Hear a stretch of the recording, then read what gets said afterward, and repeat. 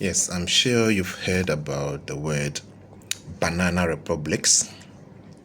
Some of you have heard about it, but you don't know the genesis of it.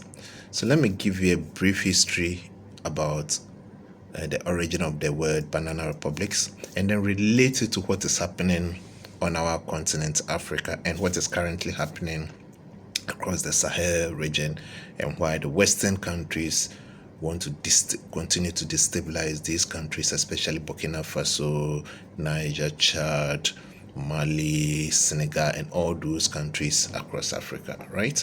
So let me give you a brief history about banana republics, right?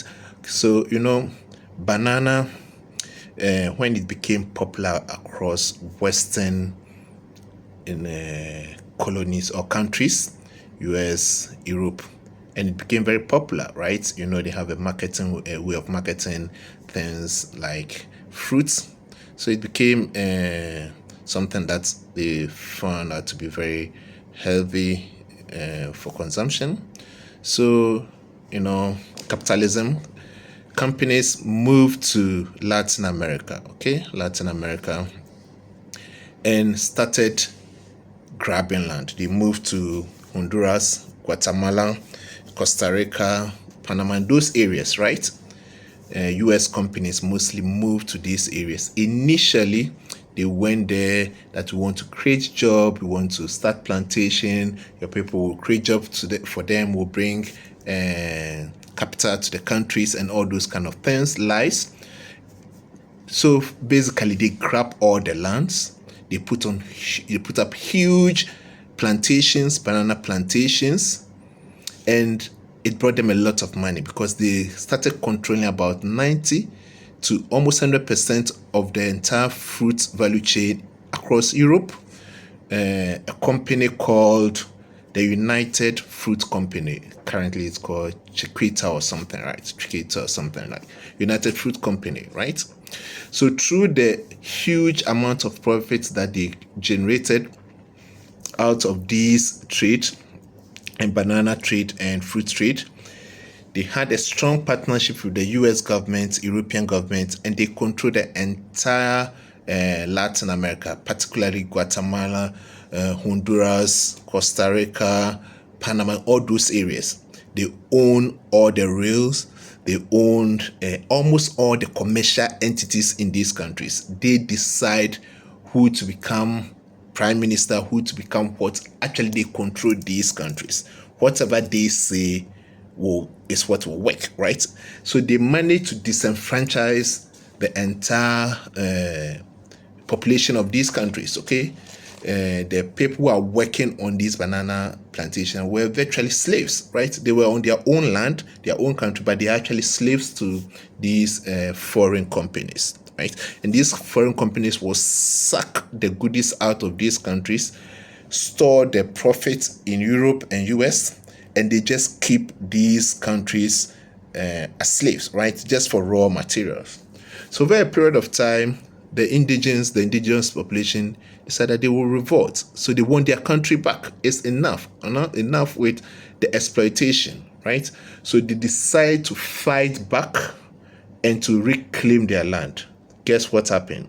These countries, these firms, the United Fruit Company rushed to the US, begged the US government at that time, and they sent in mercenaries. They gave them a lot of weapons to go and commit coup d'etats, atrocities. They brought in a lot of dictators, puppets, and through these type of support and dictators, they started using the Western media to call the freedom fighters dictators. They decided to call the indigenous terrorists. They started giving them all the bad names, and they then used the military to intervene to get these countries back, and then they handed these countries to their puppets, their dictators, okay?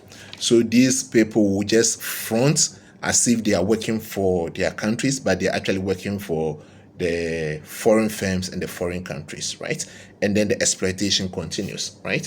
And the word Banana Republic came because they use banana as the main trading object, commodity, to suck the resources from these countries to the Western nations, right? And these companies, the United Fruit Company, was actually controlling whatever happened in these countries, right? Through the banana trade, right? So that's where it's come the Banana Republic. It's like a country is there, but it's actually a slave to a Western dictate, right? So now I want to relate this into what is happening in Africa, right? So if you look at the Sahel states, they have a lot of resources, gold, diamond. If you look at Niger, they have uranium, which is the main ingredient required to power nuclear power plants, which France is using. France energy is coming from nuclear power plants, and they get this uranium for free from Niger, Chad, and across Africa. They don't buy it. They just decide to take it as and when they want it. Diamond, gold, and every resource. Just imagine there's not a single mine, there's not a single gold mine in Europe or in France. But France is having the largest reserve of gold. I think it's the fourth globally.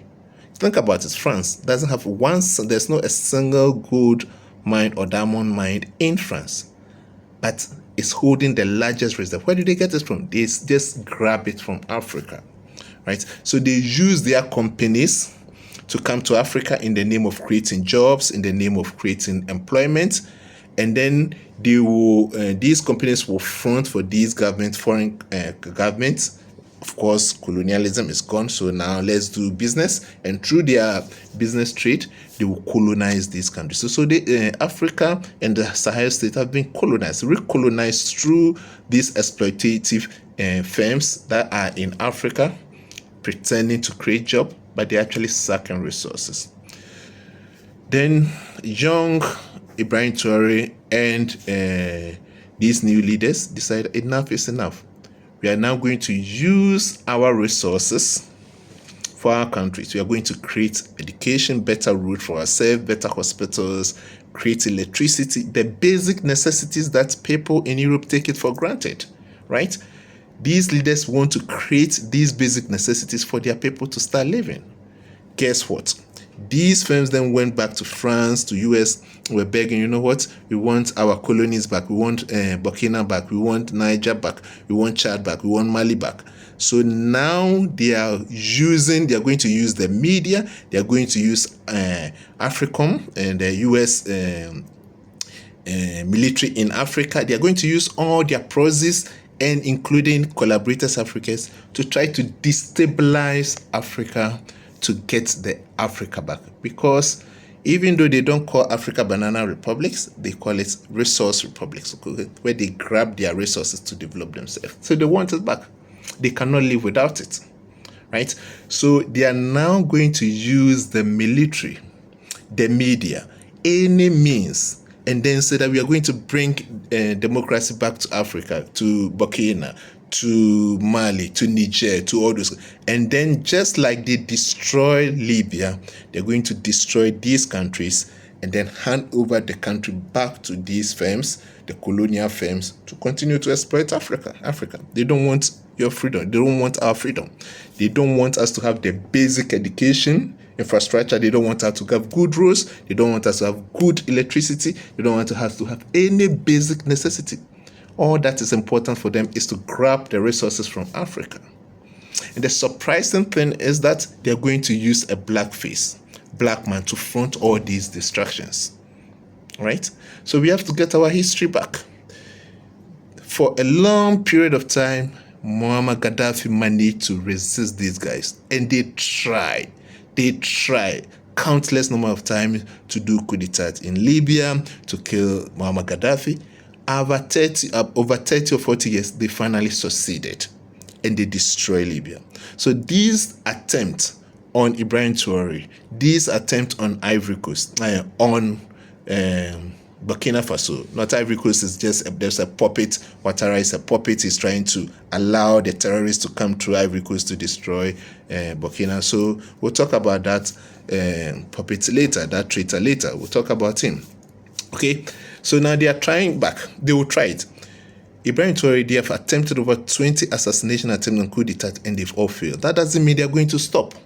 they will keep on trying. Even if it takes them 100 years, they are never going to stop. Okay, they are never going to stop. Because remember what happened to Libya and Muammar Gaddafi. Muammar Gaddafi was able to stand on his ground, was able to develop his country, was able to stay in power and manage the country to become a first-class developed economy in a country. But they got their chance because of that, what is called color revolution or fake CIA operation in your country, where they will gather some people to do demonstration. As you're trying to despair the demonstration, they will put the cameras over there and then they will show it all over. These guys are terrorists, these guys are dictators, let's go and save the population. And then they'll throw bombs on the population that they want to save, and then they'll kill and destroy everything, and then they will loot the country and hand it over back to the firms that were exploiting it. This is a blueprint for the colonial West and for the Western countries. They go around the world, loot, kill, loot, and destroy, and then they'll paint it in the name of democracy and human rights. But they don't want the people that they want the democracy and human rights in their countries. Okay? They don't want you in US, they don't want you in Europe, they don't want you anywhere. They want you on your country to die and suffer. Okay, just produce cocoa, just produce cashew, just produce some small thing, be in the mine, be dirty, and then let them get the resources. That's all that they want for you. So these guys are not going to stop. They're not going to stop the attempt on this young man. Whether it's today, whether it's in 10 years, it's up to us, those in academia, to educate our people, that we know their lies, we know their plans, we know what they want to do, and we have to keep on exposing them, right? Just like Latin America and the so-called banana republics are fighting, as I'm talking, fighting for their freedom. Africa, we have to fight for our freedom. And it's not going to be easy because they're not going to give up.